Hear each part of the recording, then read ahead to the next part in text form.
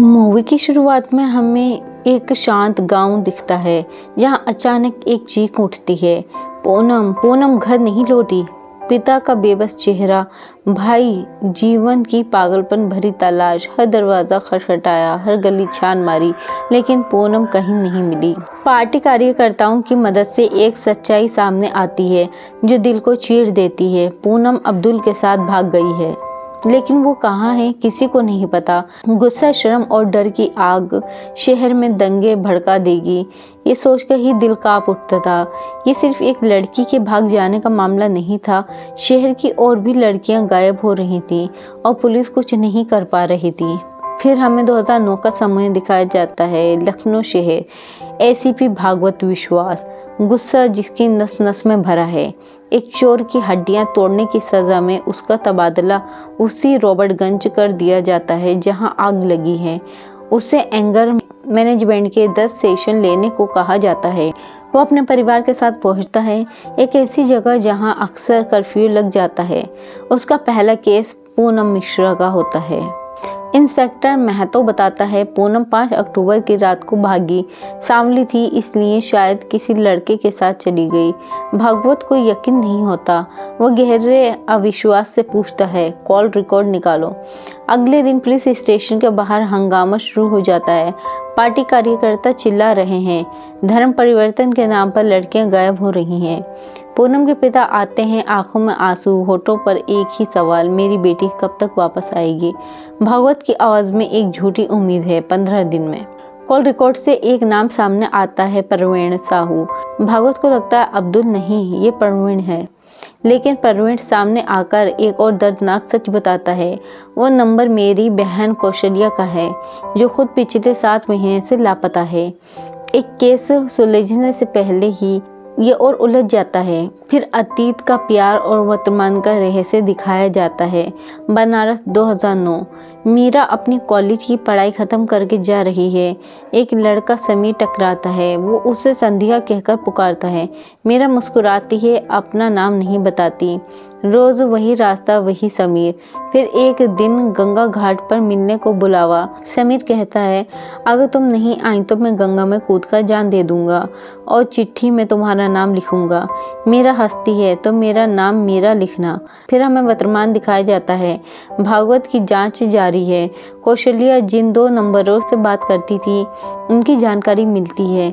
संध्या लोहिया और संतोष पुजारी, इन 2 के ये नंबर होते हैं। धौलपुर पहुंचने पर पुजारी के पिता बताता है, संतोष बेटा नहीं, बेटी है और वो भी लापता है। सिरसा में संध्या के घर जाकर पता चलता है वो भी गायब है। भागवत की समझ में आता है कि ये महज भागना नहीं, ये कोई रैकेट है। टेंशन में भागवत ढाबे पर खाना खा रहे होते हैं। वह तो 5 साल पुरानी बात बताता है। सिकरी गांव में बच्चियां गायब होती थीं। दहशत के दिन रावण के पुतले से लड़कियां के कंकाल निकले थे। काला जादू था। महतो फुसफुसाता है, लेकिन भागवत की आंखें नम हैं। वो काला जादू नहीं था, उनमें मेरी बहन मोना भी थी। अगली सुबह एक सुराग मिलता है, फोटोग्राफर कविता शास्त्री का नंबर, जिसकी दुकान महुआ डी राज्य के सबसे बड़े रेड लाइट एरिया में है। भागवत रेड की परमिशन लेता है और छापा मारता है। एक लड़का पकड़ा जाता है जो बताता है ये लड़कियां लोकल नहीं होती, इन्हें मुंबई, दुबई, नेपाल भेज दिया जाता है। भागवत का गुस्सा फिर बेकाबू हो जाता है।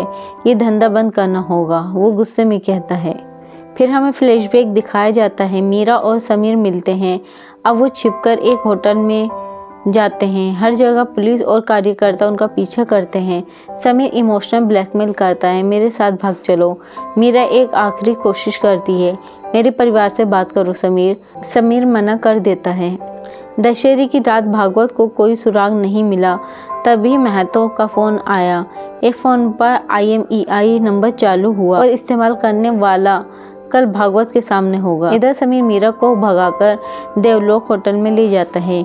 मीरा अपनी शादी का जोड़ा पहनती है और दोनों इंटीमेट हो जाते हैं। 2 लड़के पकड़े जाते हैं, विक्की और कौस्तभ। वो बताते हैं कि उनकी गाड़ी से एक स्कूटर वाले की टक्कर हुई थी। कविता शास्त्री की धुंधली फोटो, विक्की और कौस्तभ की गवाही।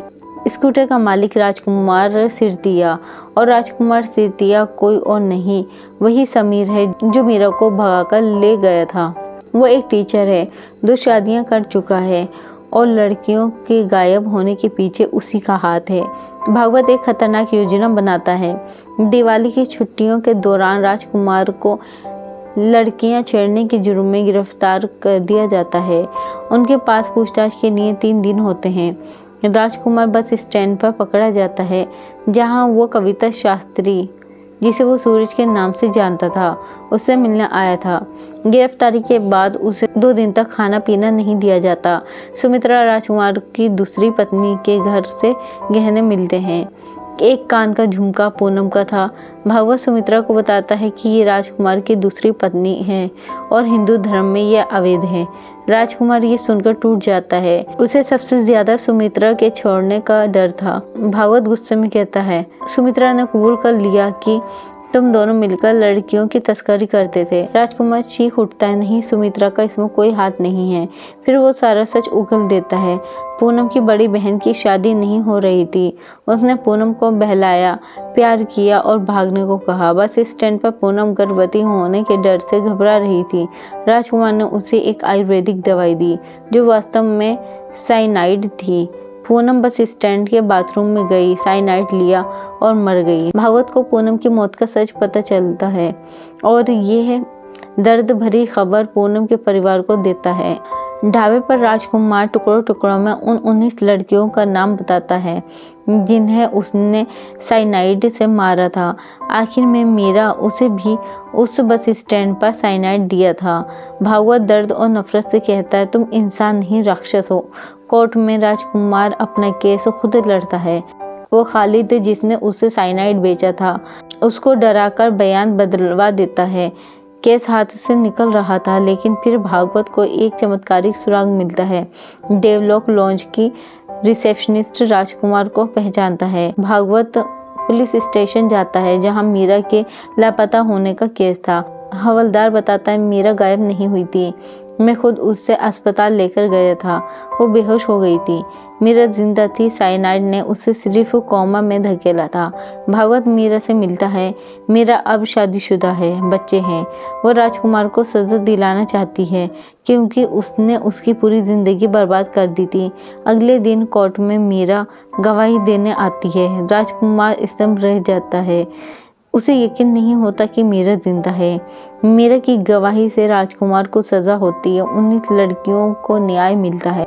भागवत का तबादला, उसका गुस्सा, सब कुछ पीछे छूट जाता है। जीत उस सच्चाई की होती है जिसे दबाने की कोशिश की गई थी। और यहीं पर मूवी की एंड हो जाती है। तो दोस्तों, आपको ये मूवी कैसी लगी कमेंट करके ज़रूर बताएं। और वीडियो अच्छी लगी है तो वीडियो को लाइक करके चैनल को सब्सक्राइब कर दें। धन्यवाद।